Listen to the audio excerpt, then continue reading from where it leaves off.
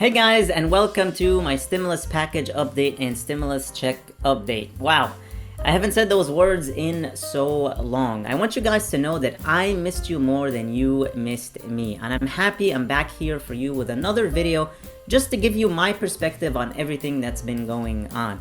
It's going to be letting us know Manchin's stance on everything and what's unfolding. Now, just want to give you a heads up. I try to keep everything neutral and leave my opinions out of it, but this article is going to be slanted a little bit against Manchin and his negotiations so far.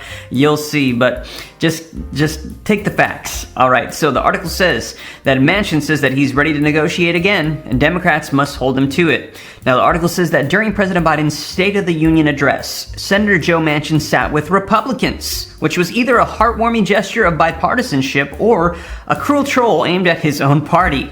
Now, a day later, he engaged in one of his favorite games, hinting that again, he's open to negotiating over a scaled-down package of climate and social spending. Though Democrats might feel tempted to throttle Manchin for the harm that he's done by killing Biden's Build Back Better reconciliation bill, their best option now is to take him at his word and try to hold him to it. To be sure, Manchin greeted Biden's speech by scorning the president's insistence that more spending now might help bring down the costs for ordinary Americans. But now he's again back to saying that he might be open to something that could pass by Senate reconciliation process, which means with only Democrats passing it through with a majority vote. And this, as I mentioned, has all happened in the last 24 hours. The president gave his State of the Union address. We heard Joe Manchin come out and say he didn't know why he was trying to push all of this social spending stuff and saying, listen, no talks have gone on between me and the White House. And just the very next day, like I said, within the last 24 hours, he came out and said, I'm open to negotiating. As a matter of fact, we're going to be drafting up some stuff right now to see what we can pass through. So you guys, looks like he is on board. And yes, as you can see, this article is slightly slanted against him. But reading on, it says, Manchin's latest stance, which he outlined in an interview with Politico, works like this. So here are his requirements. First, he wants everything in the package to be paid for over the long term, so fully paid for. Second, he says that Democrats should get revenue from two sources: tax reform, which is going to be reversing some of the GOP tax cuts for the wealthy and corporations as BBB would have done, and allowing the government to negotiate prices for some prescription drugs and capping some price hikes at inflation, which could save the government hundreds of billions of dollars. And third, he wants to take those savings and split them equally between deficit reduction and spending for climate change. That would still leave a lot of the Build Back Better bill, though, behind, of course. But a Democratic aide said that this could potentially be a fruitful opening for negotiations. Via this route, you probably could raise revenue to spend hundreds of billions of dollars on tax incentives and other measures to encourage the manufacture and consumption of alternative energy sources, as the Build Back Better bill would have included. This is the way for saying he is open for business, the aide tells us, adding that if Manchin is serious, we need to take his deal immediately.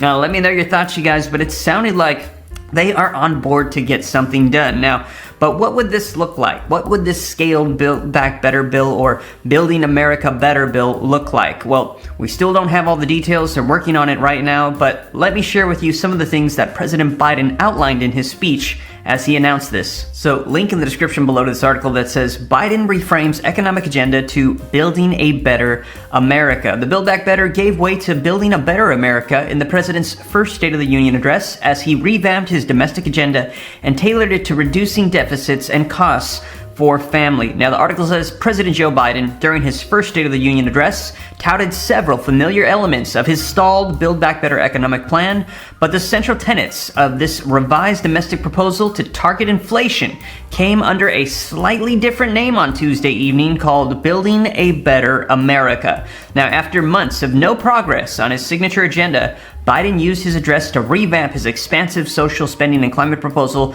and tailor it to more of reducing deficit and costs for families. He characterized inflation as robbing Americans of the gains that they might otherwise feel. Now, the president's plan still aims to lower costs surrounding healthcare, climate change, and education. Like the previous version, Biden is pushing to lower prescription drug costs like insulin, increase funding for home and long-term care, and establish universal pre-kindergarten. But he also also made a more noticeable shift to wanting to tackle inflation by reducing costs and increasing wages, something that key Democratic holdout Senator Joe Manchin of West Virginia has wanted the party to prioritize, so trying to appeal to Joe Manchin. Biden said that he's hoping to ease inflation by creating more jobs and goods in America instead of reliance on foreign supply chains, which have exacerbated the problem, especially during the pandemic. Now, the latest version is likely to appeal to both moderates and progressives. Progressives like AOC of New York stood up and applauded when Biden talked about climate change by creating tax credits to boost energy efficiency and investing in clean energy. However, the amplified focus of cost reduction speaks to the pleas of both Manchin and vulnerable Democrats up for re-election this fall who want their party to more urgently address inflation. Even with a rebounding economy and record job growth, Democrats worry the persistence of rising costs could further hurt them in the November midterm elections when their House and Senate majorities are at stake. And that is one of the things to take into consideration as well, definitely. This year is midterm elections, which means that if Democrats want to stay in power and in control entirely of Congress like they have right now in the Senate, the House, and the presidency, they're going to need to appeal to the American people, and they're going to need to find out what is it that Americans want, and we need to see if we can give it to them, and that way they can be convinced to keep us in power and re-elect us in the midterm elections. Let me know your thoughts. And that is actually one of the main reasons why I personally don't think there are any provisions that are off the table. That's just opinion, though. That is why I think that we still could see possibly stimulus checks or other provisions, because they need to convince Americans to keep them in power, and they're going to need to pass provisions and get things done likely right before midterm elections to convince people to keep them in place. But we will see, and I'll keep you up to date here on the channel. Now, reading on, it says, any version of Build Back Better would significantly be pared down and inevitably cut out core priorities for Democrats. Now, later in his speech, Biden also name-checked passing key provisions included in the original social safety net package, like the expanded child tax credit, saying, listen, still want to get that done. Also, $15 per hour minimum wage, and also paid family leave. Biden's emphasis on early education and childcare on Tuesday night, however, signals what he envisions to be a larger part of a revised package, and it comes at a time when his administration has been increasingly pressing Congress to take it on as a standalone bill. So, trying to get done with the package, likely get passing more packages, and whatever they can't do, trying to get standalone bills to get pushed through as well. So you guys, we're going to be getting more details, but this is what we have thus far. A little bit vague, but we have what looks like a name, and we're hearing there's progress to get this passed, and I'm expecting there's going to be a whole lot more. As they mentioned, midterm elections are this year, and Democrats are going to do everything in their power to stay in power. Alright guys, this is all I have for you in this video. Thank you so much for tuning in. I really missed you. Hopefully I'll see you here again very, very soon. And I'd love to hear your thoughts and opinions on everything we talked about here in the comments below. Thank you so much for watching. I really, really appreciate you all. Please hit the like button on the video, share this video with your friends and family, and subscribe if you haven't already, and click that notifications bell to be notified that whenever I publish new videos for you. Please stay safe, stay healthy, and I'll see you in the next video.